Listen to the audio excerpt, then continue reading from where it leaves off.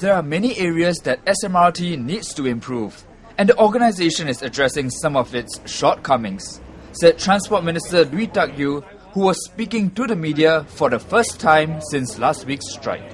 I think there are many areas that SMRT needs to improve. The most important thing is that the new CEO recognizes this and he knows what needs to be done. I've met him, I've listened to him carefully, I've read what he has said to the press. He knows what he needs to do, okay, to turn the organization around and to address some of the shortcomings, not only in the bus sector, but across the entire organization. Mr. Lui was speaking to reporters at Tampines Interchange, where he announced new bus routes under the Bus Service Enhancement Program. 2 new bus services will be rolled out in the coming weeks as part of the Bus Service Enhancement Program. They are bus number 50, which will service commuters between Bishan, Ang Mo Kio, Sengkang and Punggol, and Express Bus 513, which will service commuters from Tampines to CBD and back during the weekday peak period. Hopefully that will be able to take off some of the load from the existing feeder service, number 291, as well as from the East-West line, and give people hopefully what is a comparable experience between taking a feeder and then the train versus this direct bus service down into the city centre. Bus Service 50 will start on December 16 and Bus Service 513 on December 17.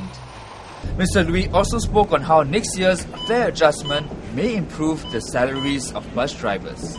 The fare adjustment that's going to take place next year will hopefully allow us to take one step further in the salaries and the wages that we are giving to the drivers. We recognize that the drivers need to be paid more. Question is, where is that money coming from? So we need to see the relationship between any fare adjustment, wage increase, and any other forms of government support that we might be required to give to the operators.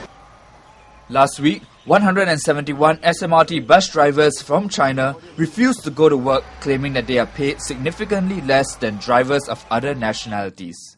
Mr. Lui said that the strike had no significant impact on the Bus Service Enhancement Program, and like many other sectors, the reliance on foreign labour will always be there.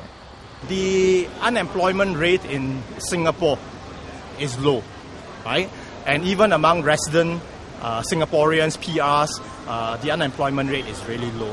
We create more jobs, we create good jobs, and I think Singaporeans aspire to good jobs.